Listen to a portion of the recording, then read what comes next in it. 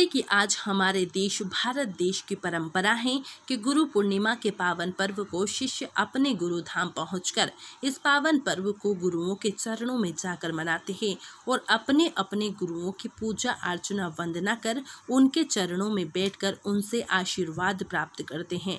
यह भारतवर्ष की परंपरा है। हर एक मजहब में अपने अपने गुरु को अलग अलग महत्व दिया जाता है, लेकिन गुरु तो गुरु ही होते हैं। वह अपने अपने धाम पर आज के दिन अपने स्थानीय धामों पर रहते हैं, लेकिन इस वर्ष इस कोरोना महामारी के कारण सभी गुरुकुल एवं गुरु धामों में सन्नाटा पसरा हुआ है। हमारे नसरुल्लागंज क्षेत्र के सभी गुरुकुल में आज के दिन सिर्फ गुरुओं के ही आश्रमों पर सिर्फ पूजा अर्चना करके विधि विधान से सिर्फ रस्में ही अदा की गई और गुरुओं की चरण वंदना करके इस पर्व को सीमित रूप में ही मनाया गया। हमारे क्षेत्र के प्रसिद्ध गुरु आश्रम रामानंद धाम वासुदेव क्षेत्र का सबसे जाना माना प्रसिद्ध गुरु आश्रम रामानंद आश्रम है, जहां आज के दिन हजारों लाखों की संख्या में भक्त देश विदेश से आते हैं, लेकिन इस वर्ष यहां पर सन्नाटा पसरा हुआ है। रामानंद आश्रम के आचार्य श्री मदन लाल जी तिवारी जी से गुरु पूर्णिमा के बारे में कुछ गुरु पर्व के बारे में चर्चाएं करते हैं। आचार्य जी, आज के दिन का जो पावन पर्व है उसके बारे में कुछ बताइए। देखिए, गुरु शब्द का अर्थ पहले देखें। गुरु में दो शब्द हैं, गु धन रू। गु यानी अंधकार, रू यानी प्रकाश। अंधकार से प्रकाश की ओर जो ले जाती है वो दिव्य शक्ति गुरु के रूप में मानी जाती है। हमारे यहाँ तमसो माँ ज्योतिर्गमय, तमसो माँ ज्योतिर्गमय, अंधकार से प्रकाश की ओर ले जाने वाले जो दिव्य साधक हैं उनको गुरु कहते हैं। जैसे गुरु बहवा संति शिष्य वित्तापहारकः, गुरु बिरला संति शिष्य हत्तापहारकः। अब आज के जो परिवेश में है, गुरु शब्द का अर्थ बदल दिया है।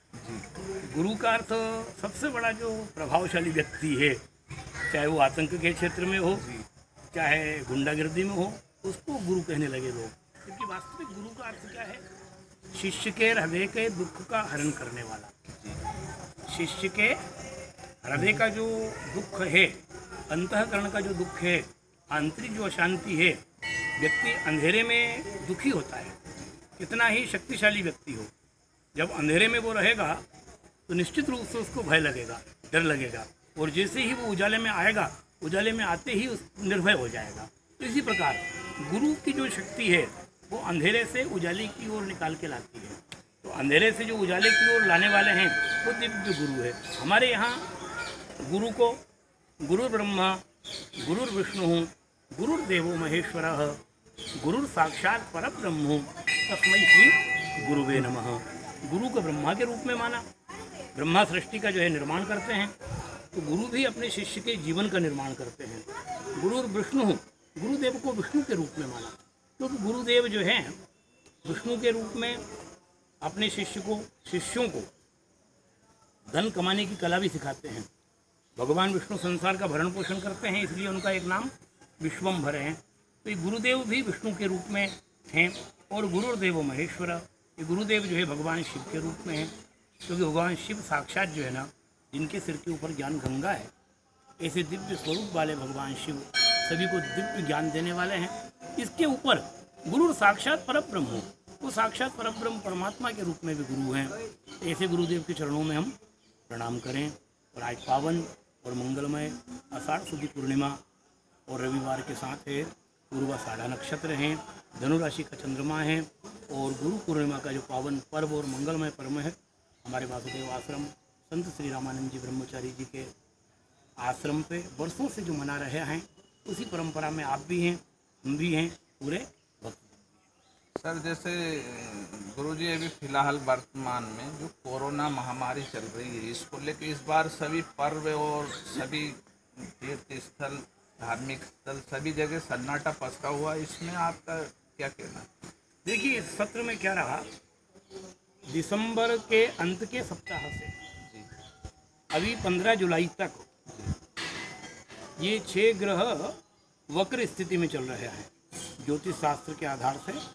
तो ये राहु और केतु के बीच में सभी ग्रह आ गए, 7 ग्रह, सूर्य, चंद्र, मंगल, बुध, गुरु, शुक्र और शनि, है ना। ये 7 ग्रह जब राहु और केतु के बीच में आ जाते हैं तो उनको बोलते हैं काल सर्प योग, है ना।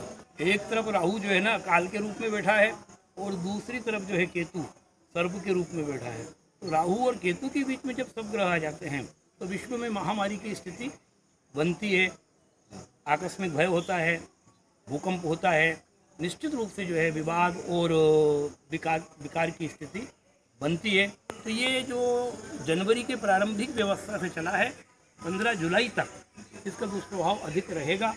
15 जुलाई के बाद इसमें धीरे धीरे करके संयम की व्यवस्था बनेगी। वैसे ये 6 महीने तो लगातार और रहने की इसकी संभावना है और इस महामारी के कारण जो है सब लोग विकृत भी रहे और वास्तविक मानना भी चाहिए। जैसे हमारे भारत की परंपरा रही कि आज के दिन गुरु पूर्णिमा के पावन पर्व को सभी शिष्य अपने गुरु धाम पर जाकर मनाते हैं और सभी शिष्य अपने अपने गुरुओं के आश्रम पर पहुंचकर अपने गुरुओं की पूजा अर्चना करके और इस पावन पर्व को बड़ी ही धूमधाम से मनाते हैं। लेकिन आज की समय में जो भारत में वह पूरे विश्व में कोरोना महामारी के कारण ये पर्व फीका पड़ गया है।